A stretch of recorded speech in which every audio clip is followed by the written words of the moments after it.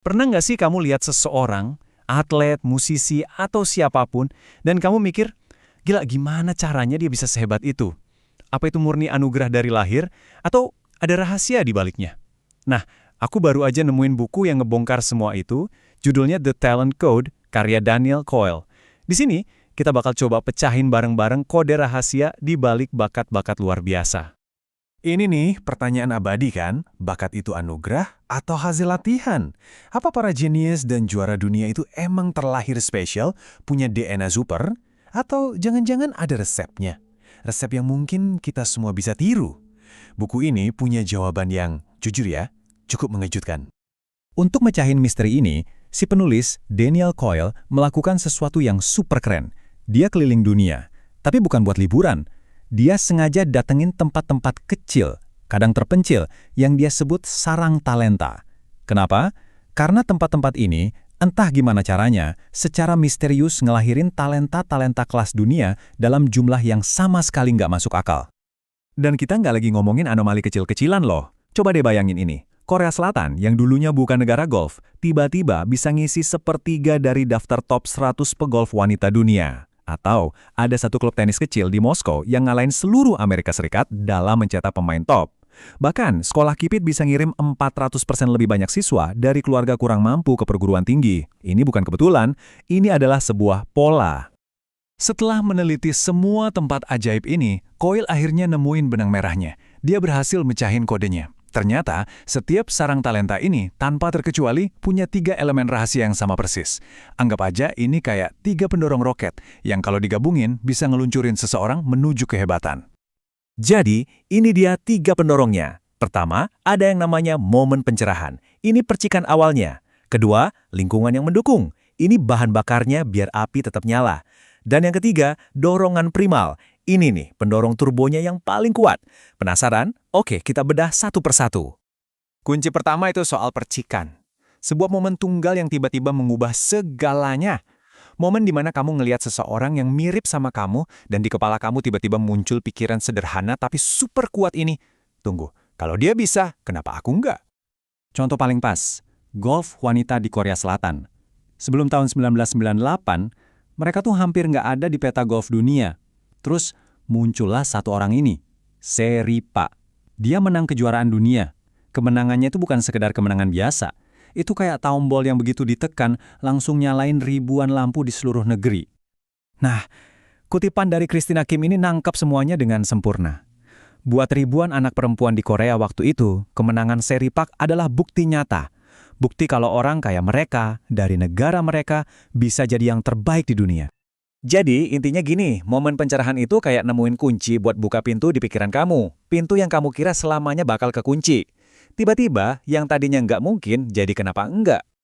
Oke, percikan api tadi emang penting banget. Tapi, api kan nggak bakal awet tanpa bahan bakar. Nah, disinilah kunci kedua masuk. Sebuah lingkungan yang terus-menerus ngasih pesan yang nguatin keyakinan baru itu. Ini bener-bener jenius. Coba deh lihat, sekolah KIP ini. Mereka nggak cuma bilang ke siswanya, "Hei, kamu bisa kuliah." Enggak. Mereka seakan menenggelamkan para siswanya dalam ide itu. Kata kuliah diucapin ratusan kali sehari. Tiap kelas dinamain pakai nama universitas top, Berkeley, Cornell. Jadi, pesannya itu diulang-ulang terus. Nggak mungkin salah tangkap. Tujuanmu adalah kuliah. Titik. Mau lihat contoh yang lebih ekstrim lagi? Kenalan sama Laszlo Polgar. Bapak ini punya teori yang radikal. Jenius itu diciptakan, bukan dilahirkan. Dan dia beneran ngebuktiin itu. Dia ngubah rumahnya jadi semacam lab catur raksasa buat ketiga putrinya. Hasilnya, gila. Ketiganya jadi Grandmaster catur kelas dunia. Lingkungan mereka tuh tiap detik ngirim sinyal yang sama. Catur adalah hidup, catur adalah duniamu. Jadi, lingkungan pendukung inilah yang ngubah percikan kecil jadi kobaran api yang stabil. Ini adalah gema yang terus-terusan dari momen pencerahan awal yang mastiin pesan kamu bisa itu nggak pernah hilang. Oke, kita udah punya percikan, udah punya bahan bakar. Sekarang, pendorong roket yang ketiga, dan ini mungkin yang paling kuat dari semuanya. Ini adalah dorongan yang bekerja di level paling dasar, paling primitif di otak kita. Dorongan sederhana untuk jadi bagian dari kelompok, dan jangan sampai ketinggalan.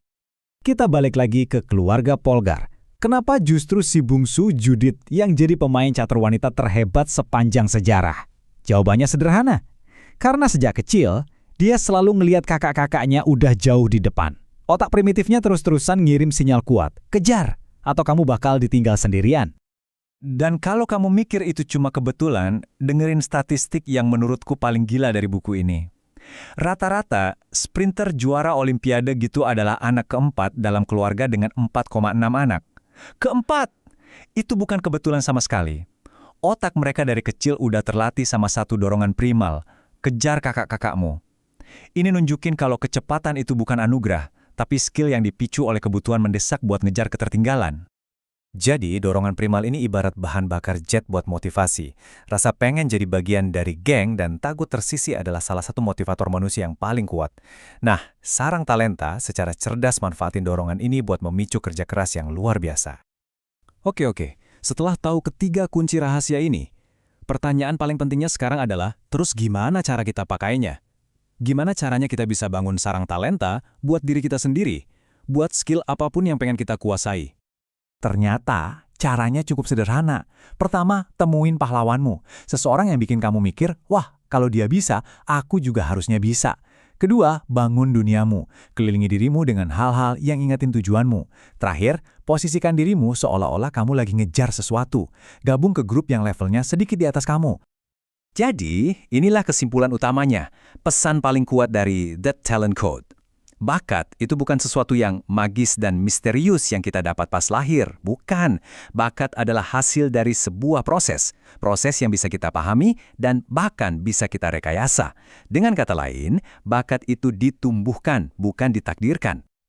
Sekarang, pertanyaan terakhir buat kamu. Dengan 3 kunci ini di tangan, kamu sekarang punya petanya. Jadi, talenta apa yang bakal kamu mulai tumbuhkan hari ini?